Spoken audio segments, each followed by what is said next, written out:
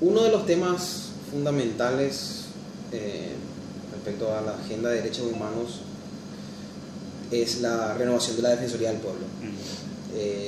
Esta es una institución muy importante en cuanto a que justamente desde el perfil que le da la Constitución Nacional a la Defensoría del Pueblo, la Defensoría debería ser una institución de relevancia y de referencia en materia de rectoría de qué manera las políticas públicas que el Estado implementa incorporan o no una perspectiva de derechos humanos. Y además la Defensoría del Pueblo y la persona que ocupe la titularidad de esta institución debería ser una persona, de una presencia muy importante en aquellos casos emblemáticos de violaciones de derechos humanos, justamente para, expresar preocupaciones y plantear inquietudes y propuestas a las diversas autoridades estatales.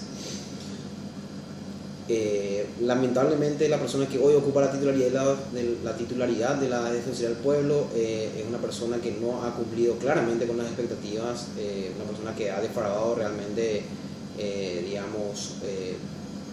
las inquietudes y las esperanzas que teníamos las organizaciones de derechos humanos, porque la Defensoría se ha instalado, hay que decirlo, ha habido mucho trabajo de organizaciones de víctimas de la dictadura, de organizaciones de derechos humanos, en que esta oficina pueda empezar a funcionar. Desde la Constitución hasta que se instala la Defensoría como tal, pasaron 9 años, y que hayan pasado 9 años es un ejemplo de qué manera el Estado no prioriza una agenda de derechos humanos. Uruguatí es un caso emblemático en el cual se ven varias violaciones de derechos humanos, se vieron y se siguen viendo varias violaciones de derechos humanos. Hablar de Curuguatí es hablar, por supuesto, de todo lo que tiene que ver con las violaciones al debido proceso que se dieron y que se siguen dando en el caso, pero también es hablar de los antecedentes de esta masacre, donde ya los mismos antecedentes tienen el origen mismo de la masacre es un origen irregular. Ya desde un arranque habían varias cosas mal hechas, y por supuesto esto también esconde en el fondo una problemática mucho mayor, no una problemática mucho mayor, sino una problemática muy sentida también, que es la problemática de la tierra. Entonces lo que hay que hacer realmente, lo que es importantísimo aquí es esperar que realmente las autoridades del sistema de justicia, los agentes del sistema de justicia puedan reencauzar el caso, y en el sentido de que realmente se puedan dar plenas garantías de debido proceso en el desarrollo del proceso judicial. Hoy el proceso judicial realmente está absolutamente contaminado en cuanto a varias violaciones del debido proceso que se venían dando, y realmente se precisa, en la línea de las recomendaciones del Comité de Derechos Humanos de Naciones Unidas, una investigación seria, transparente, y un proceso judicial apegado a las reglas del debido proceso. Paraguay sigue siendo un país con altísima concentración de la tierra, donde el 2,6% de los propietarios concentran el 85% de las tierras. Es un país con altísima desigualdad en ese sentido en cuanto a concentración de la tierra, y si no se toman medidas concretas para mejorar la distribución de la tierra en nuestro país, es muy difícil pensar que existan mejores condiciones de vida para las personas que viven en zonas rurales.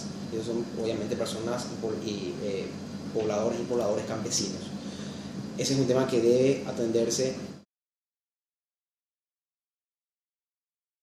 Lo que vemos hoy en día es que hay una prioridad absoluta desde la inversión y desde las acciones del Estado hacia el modelo agroexportador, y la agricultura familiar campesina, que ha sido históricamente la manera en que el sector campesino ha podido acceder a recursos y tener una calidad de vida digna.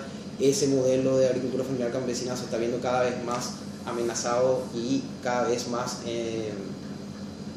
y su presencia vino disminuyendo dentro de lo que es digamos, la presencia de la agricultura familiar campesina vino disminuyendo en el país. La priorización de las políticas sociales desde varias perspectivas. Por un lado, desde medidas legislativas, por otro lado, desde realmente avanzar en políticas sociales y no ponerle frenos ni generar retrocesos en esas políticas. Y en tercer término, esas políticas sociales necesitan de mayor inversión. Y ahí digamos que hay, por citar, digamos, necesitamos avanzar en cuanto a las políticas de salud, necesitamos avanzar en cuanto a políticas de vivienda y necesitamos avanzar también en políticas de seguridad social. La seguridad social es un campo que está absolutamente descuidado y abandonado por parte del Estado paraguayo. Hay una ausencia total en ese sentido. Entonces ahí también, al hablar de políticas sociales, también debemos considerar la seguridad social como una prioridad. Y en el tema de, cuando hablamos de mayores recursos, estamos hablando de que, por un lado, el Estado debe utilizar mejor los recursos con que ya cuenta, y segundo, el Estado no podrá crecer en forma significativa en cuanto a inversión social si no existe una reforma tributaria. Paraguay tiene una deuda pendiente muy clara en ese sentido, que es el cumplimiento de la sentencia de la Corte Interamericana de Derechos Humanos respecto a la restitución de sus tierras ancestrales a la comunidad indígena Saboyamaxa, una sentencia que ha sido emitida por la Corte Interamericana en el año 2006, sentencia que la Corte, sentencia que tenía una fecha de un plazo de cumplimiento para el Estado paraguayo de 3 años, han pasado 4 años, hoy en día hay un proyecto de, o sea, la manera en que se está viendo para destrabar esto es un proyecto de expropiación que está en tratamiento en el Parlamento Nacional, pero en este momento realmente las informaciones que tenemos es que no están habiendo avances en el estudio de este proyecto de ley en el Parlamento Nacional, lo cual es otro síntoma más en cuanto a que realmente cuando se trata de temas de derechos humanos no existe interés de parte de las autoridades por tratar con celeridad los temas. Está relacionado al caso Curuguatú, pero una de las aristas del caso de Curuguatú, pero que también es común al conjunto de muchos casos que afectan a sectores vulnerables, tiene que ver con el acceso a la justicia. Hay una debilidad, lastimosamente, en el caso de la Defensoría Pública, de los defensores públicos que debieran tener una gestión, de la Defensoría Pública que debería tener una gestión que realmente facilite el acceso a la justicia por parte de sectores vulnerables. Ese es un tema que también está pendiente. Y lo otro es, pero ese acceso a la justicia no solamente tiene que ver con un fortalecimiento de la acción de la Defensoría Pública, sino también con disminuir y erradicar los niveles de corrupción en el Poder Judicial. Es un tema muy sentido en materia de derechos humanos. ¿Por qué? Porque lo que estamos viendo es que los grandes temas que se judicializan, ¿verdad?, siempre terminan con resoluciones que favorecen a sectores poderosos. Este es un tema que está ganando relevancia año a año realmente, porque las violaciones a las normativas ambientales es cada vez más fuerte. Lo que estamos presenciando hoy es un modelo de desarrollo que claramente no respeta el medio ambiente. O sea, digamos, el modelo agroexportador, que es el modelo predominante, como señalaba, ¿verdad?, que está lastimosamente arrinconando a la agricultura familiar campesina, es un modelo que en gran medida se sustenta en la falta de respeto al medio ambiente. Por un lado, con una masiva deforestación, por otro lado con fumigaciones que no solamente afectan al medio ambiente, sino también a la salud. Estamos hablando de esa falta de respeto a normativas ambientales para proteger a comunidades de las fumigaciones.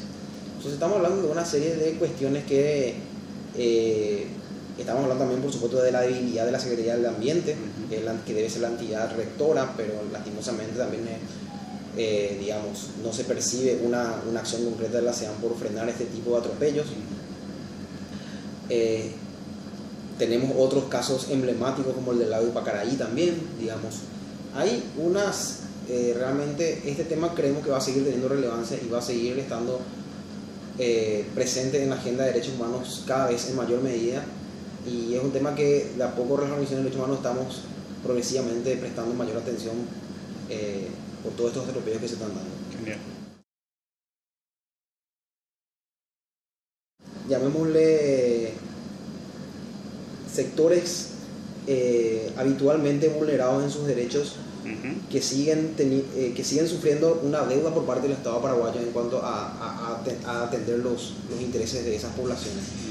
Ahí se presenta el caso de las personas adultas mayores, donde nosotros también percibimos que hay una casi ausencia total de políticas de Estado que garanticen mejores condiciones de vida para las personas adultas mayores. Sucede también lo mismo en el caso de los niños, niñas y adolescentes, y los jóvenes también, digamos, donde si bien en el caso de niños, niñas y adolescentes hay muchos avances legislativos, digamos, no es, digamos, en la práctica, digamos, esas legislaciones relacionadas a la niñez y adolescencia son escasamente cumplidas, y el nivel de vulneración que sufren los niños y niñas se mantiene. Entonces, no hay una correspondencia entre los avances normativos y las políticas públicas que se están implementando.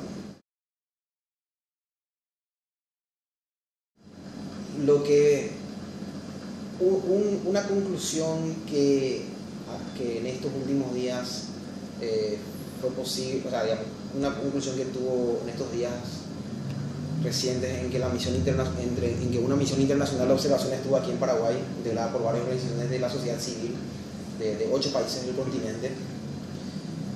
En esta misión, varios de sus integrantes habían estado en el 2011 en Paraguay también para otra misión de observación, cuando también hubo un estado de excepción en aquel momento, en el 2011, durante el gobierno de Lugo. Durante el gobierno de Lugo. Y lo que decían varios de los miembros de la misión internacional es que hay un recrudecimiento, hay una profundización del patrón represivo. Y eso tiene directamente relación con las modificaciones a la Ley de Defensa Nacional y Seguridad Interna, que concede al presidente Cartes la facultad de disponer discrecionalmente de las Fuerzas Armadas por fuera del estado de excepción.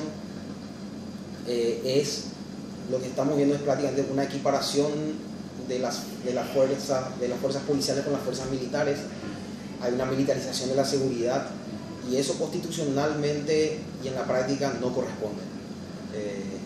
Y en ese sentido estamos asistiendo nuevamente a atropellos que están sufriendo los pobladores y las pobladoras en comunidades día a día, en varias localidades, sobre todo en los departamentos de Concepción y San Pedro. Y lo que vemos es que lo que nosotros tenemos es que, por supuesto, corresponde que el Estado paraguayo, a través de sus organismos correspondientes, investigue los crímenes que son cometidos por personas o grupos en estas localidades.